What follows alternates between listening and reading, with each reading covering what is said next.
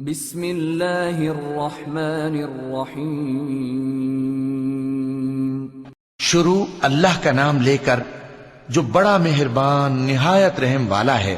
یہ ایک سورہ ہے جس کو ہم نے نازل کیا اور اس کے احکام کو فرض کر دیا اور اس میں صاف صاف آیتیں نازل کی تاکہ تم یاد رکھو۔ بدکاری کرنے والی عورت اور بدکاری کرنے والا مرد جب ان کی بدکاری ثابت ہو جائے تو دونوں میں سے ہر ایک کو 100 درے مارو، اور اگر تم اللہ اور روز آخر پر ایمان رکھتے ہو تو اللہ کے قانون کو نافذ کرنے میں تمہیں ان پر ہرگز ترس نہ آئے، اور چاہیے کہ ان کی سزا کے وقت مسلمانوں کی ایک جماعت بھی موجود ہو۔ بدکار مرد تو بدکار یا مشرک عورت کے سوا کسی سے نکاح نہیں کرتا، اور بدکار عورت کو بھی بدکار یا مشرک مرد کے سوا اور کوئی نکاح میں نہیں لاتا، اور یہ یعنی بدکار عورت سے نکاح کرنا مومنوں پر حرام ہے۔ اور جو لوگ پرہیزگار عورتوں کو بدکاری کا عیب لگائیں اور اس پر 4 گواہ نہ لائیں تو ان کو 80 درے مارو، اور کبھی ان کی شہادت قبول نہ کرو، اور یہی بد کردار ہیں۔ ہاں، جو اس کے بعد توبہ کر لیں اور اپنی حالت سنوار لیں تو اللہ بھی بخشنے والا ہے، مہربان ہے۔ اور جو لوگ اپنی بیویوں پر بدکاری کی تہمت لگائیں اور خود ان کے سوا اور گواہ نہ ہوں تو ہر ایک کی شہادت یہ ہے کہ پہلے تو 4 بار اللہ کی قسم کھائے کہ بے شک وہ سچا ہے، اور 5ویں بار یہ کہے کہ اگر وہ جھوٹا ہو تو اس پر اللہ کی لعنت۔ اور عورت سے سزا کو یہ بات ٹال سکتی ہے کہ وہ پہلے 4 بار اللہ کی قسم کھائے کہ بے شک یہ جھوٹا ہے، اور 5ویں دفعہ یوں کہے کہ اگر یہ سچا ہو تو مجھ پر اللہ کا غضب نازل ہو۔ اور اگر تم پر اللہ کا فضل اور اس کی مہربانی نہ ہوتی تو بہت سی خرابیاں پیدا ہو جاتی۔ اور یہ کہ اللہ توبہ قبول کرنے والا ہے، حکیم ہے۔ جن لوگوں نے یہ بہتان باندھا ہے وہ تمہیں میں سے ایک جماعت ہے، اس کو اپنے حق میں برا نہ سمجھنا، بلکہ وہ تمہارے لیے اچھا ہے۔ ان میں سے جس شخص نے گناہ کا جتنا حصہ لیا اس کے لیے اتنا وبال ہے، اور جس نے ان میں سے اس بہتان کا بڑا بوجھ اٹھایا ہے اس کو بڑا عذاب ہوگا۔ جب تم نے وہ بات سنی تھی تو مومن مردوں اور عورتوں نے کیوں اپنے دلوں میں نیک گمان نہ کیا، اور کیوں نہ کہہ دیا کہ یہ کھلم کھلا بہتان ہے؟ یہ بہتان لگانے والے اپنی بات کی تصدیق کے لیے 4 گواہ کیوں نہ لائے؟ تو جب یہ گواہ نہیں لا سکے تو اللہ کے نزدیک یہی جھوٹے ہیں۔ اور اگر دنیا اور آخرت میں تم پر اللہ کا فضل اور اس کی رحمت نہ ہوتی تو جس شغل میں تم منہمک تھے اس کی وجہ سے تم پر بڑا سخت عذاب نازل ہوتا، جب تم اپنی زبانوں سے اس کا ایک دوسرے سے ذکر کرتے تھے اور اپنے منہ سے ایسی بات کہتے تھے جس کا تم کو کچھ بھی علم نہ تھا، اور تم اسے ایک ہلکی بات سمجھتے تھے، حالانکہ اللہ کے نزدیک وہ بڑی بھاری بات تھی۔ اور جب تم نے اسے سنا تھا تو کیوں نہ کہہ دیا کہ ہمیں شایع نہیں کہ ایسی بات زبان پر لائیں؟ پروردگار تو پاک ہے، یہ تو بہت بڑا بہتان ہے۔ اللہ تمہیں نصیحت کرتا ہے کہ اگر مومن ہو تو پھر کبھی ایسا کام نہ کرنا،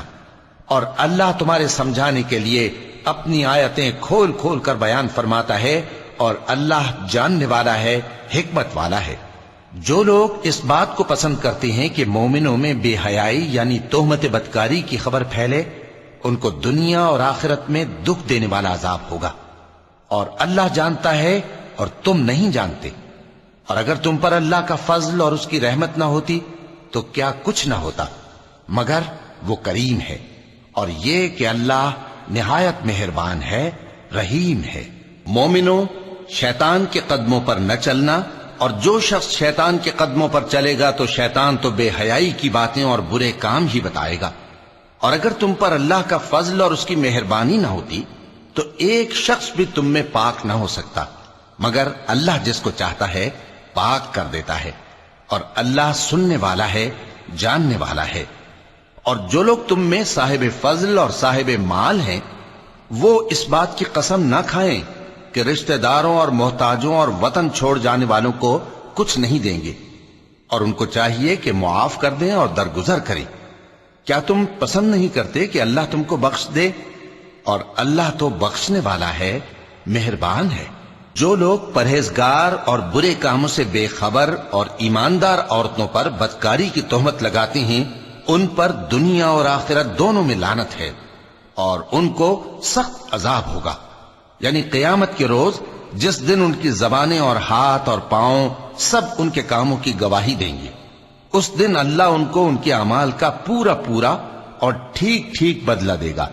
اور ان کو معلوم ہو جائے گا کہ اللہ برحق اور حق کو ظاہر کرنے والا ہے۔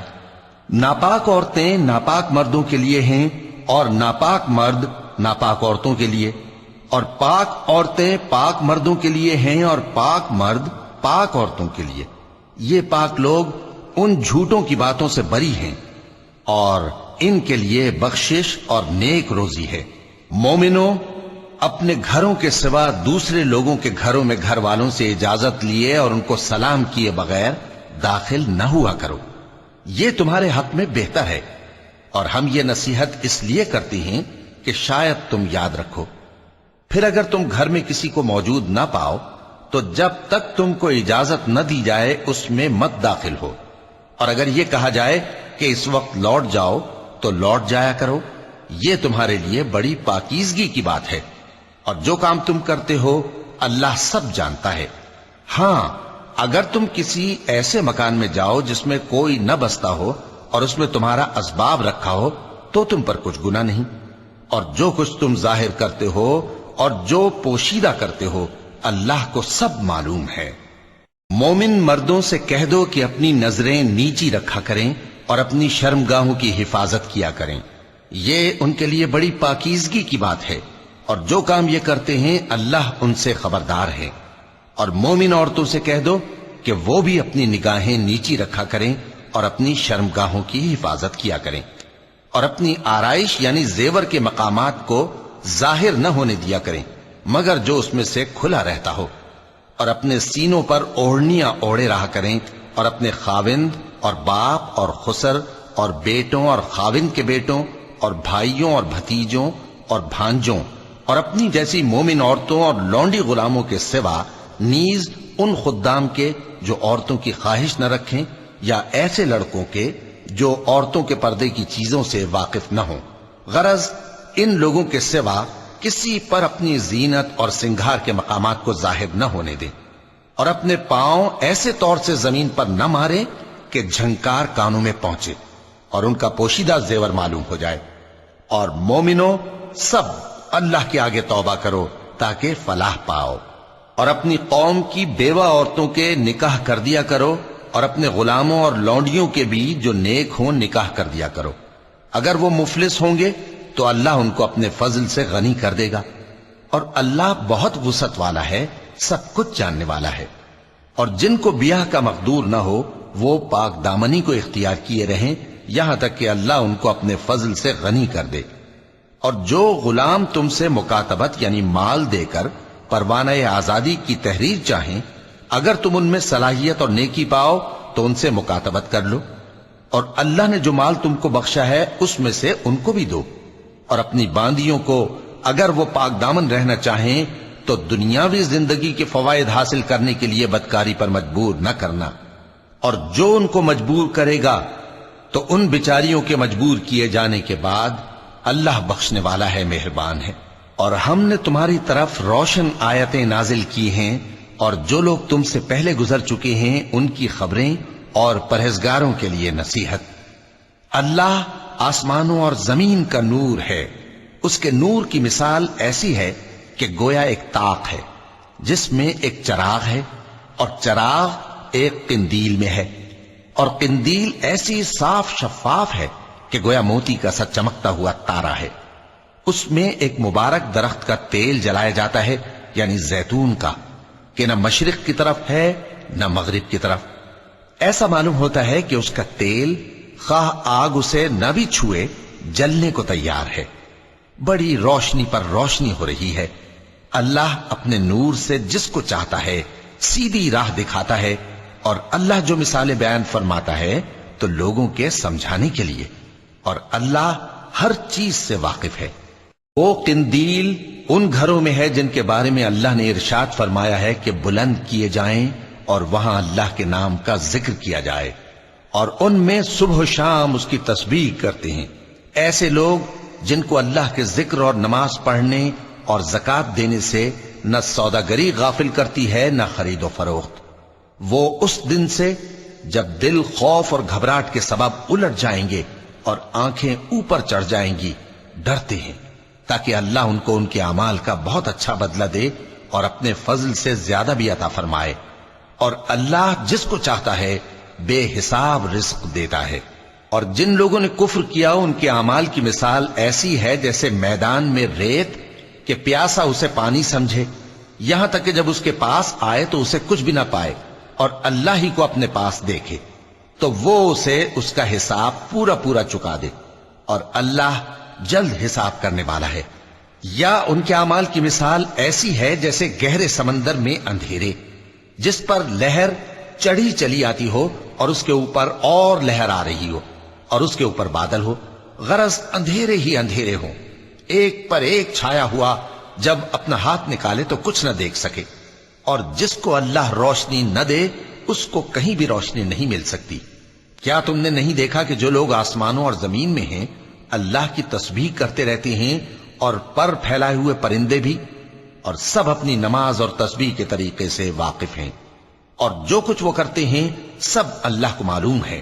اور آسمان اور زمین کی بادشاہی اللہ ہی کے لیے ہے اور اللہ ہی کی طرف لوٹ کر جانا ہے۔ کیا تم نے نہیں دیکھا کہ اللہ ہی بادلوں کو چلاتا ہے، پھر ان کو آپس میں ملا دیتا ہے، پھر ان کو تہ بتہ کر دیتا ہے،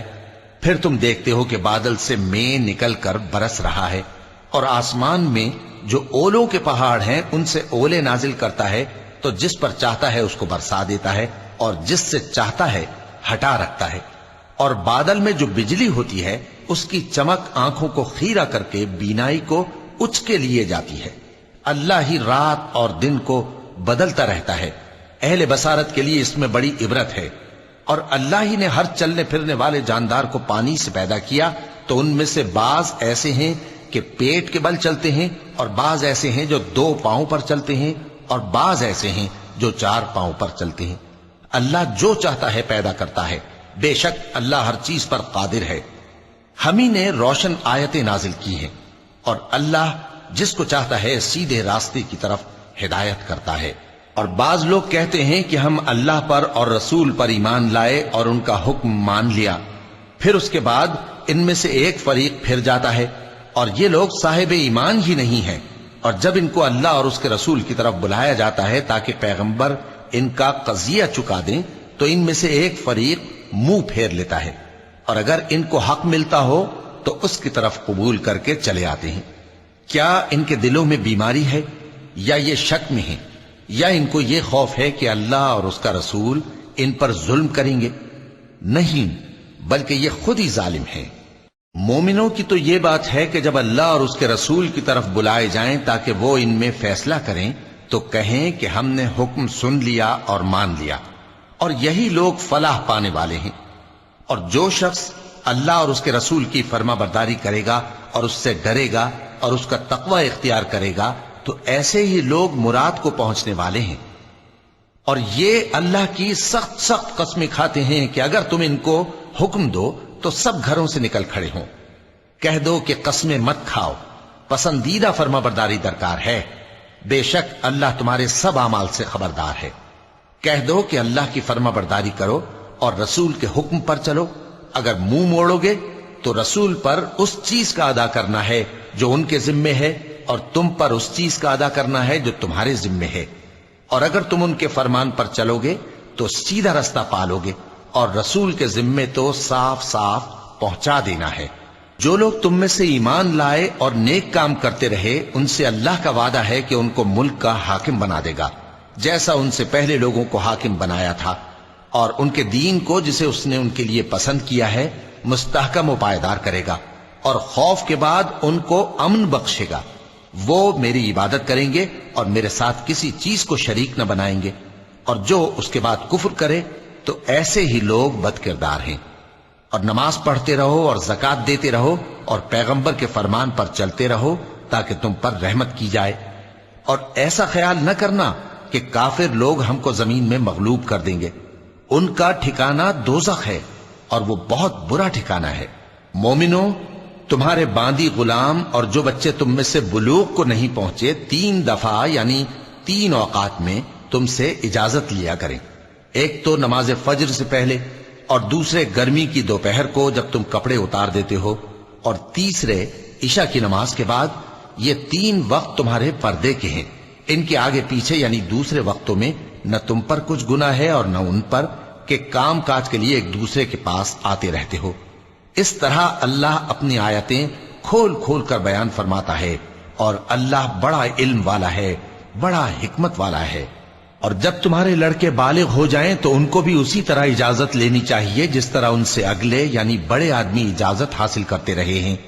اس طرح اللہ تم سے اپنی آیتیں کھول کھول کر بیان فرماتا ہے، اور اللہ جاننے والا ہے، حکمت والا ہے۔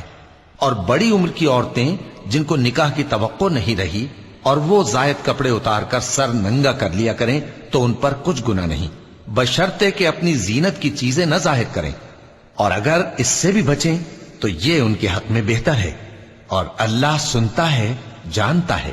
نہ تو اندھے پر کچھ گناہ ہے اور نہ لنگڑے پر اور نہ بیمار پر اور نہ خود تم پر کہ اپنے گھروں سے کھانا کھاؤ، یا اپنے باپ دادا کے گھروں سے، یا اپنی ماؤں کے گھروں سے، یا بھائیوں کے گھروں سے، یا اپنی بہنوں کے گھروں سے، یا اپنے چچاؤں کے گھروں سے، یا اپنی پھوپھیوں کے گھروں سے، یا اپنے ماموؤں کے گھروں سے، یا اپنی خالاؤں کے گھروں سے، یا اس گھر سے جس کی کنجیاں تمہارے ہاتھ میں ہوں، یا اپنے دوستوں کے گھروں سے۔ اور اس کا بھی تم پر کچھ گناہ نہیں کہ سب مل کر کھانا کھاؤ یا جدا جدا۔ پھر جب گھروں میں جایا کرو تو اپنے گھر والوں کو سلام کیا کرو، یہ اللہ کی طرف سے مبارک اور پاکیزہ تحفہ ہے۔ اس طرح اللہ اپنی آیتیں کھول کھول کر بیان فرماتا ہے تاکہ تم سمجھو۔ مومن تو وہ ہیں جو اللہ پر اور اس کے رسول پر ایمان لائے، اور جب کبھی ایسے کام کے لیے جو جمع ہو کر کرنے کا ہو پیغمبر کے پاس جمع ہوں تو ان سے اجازت لیے بغیر چلے نہیں جاتے۔ اے پیغمبر، جو لوگ تم سے اجازت حاصل کرتے ہیں وہی اللہ پر اور اس کے رسول پر ایمان رکھتے ہیں۔ سو جب یہ لوگ تم سے کسی کام کے لیے اجازت مانگا کریں تو ان میں سے جسے چاہا کرو اجازت دے دیا کرو، اور ان کے لیے اللہ سے بخشش مانگا کرو، کچھ شک نہیں کہ اللہ بخشنے والا ہے، مہربان ہے۔ مومنو، پیغمبر کے پکارنے کو ایسا خیال نہ کرنا جیسا تم آپس میں ایک دوسرے کو پکارتے ہو۔ بے شک اللہ کو وہ لوگ معلوم ہیں جو تم میں سے آنکھ بچا کر کھسک جاتے ہیں۔ تو جو لوگ ان کے حکم کی مخالفت کرتے ہیں ان کو ڈرنا چاہیے کہ ایسا نہ ہو کہ ان پر کوئی آفت پڑ جائے یا تکلیف دینے والا عذاب نازل ہو۔ دیکھو، جو کچھ آسمانوں اور زمین میں ہے سب اللہ ہی کا ہے۔ جس طریق پر تم ہو وہ اسے جانتا ہے، اور جس روز لوگ اس کی طرف لوٹائے جائیں گے تو جو عمل وہ کرتے رہے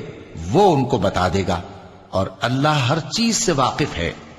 صدق اللہ العظیم۔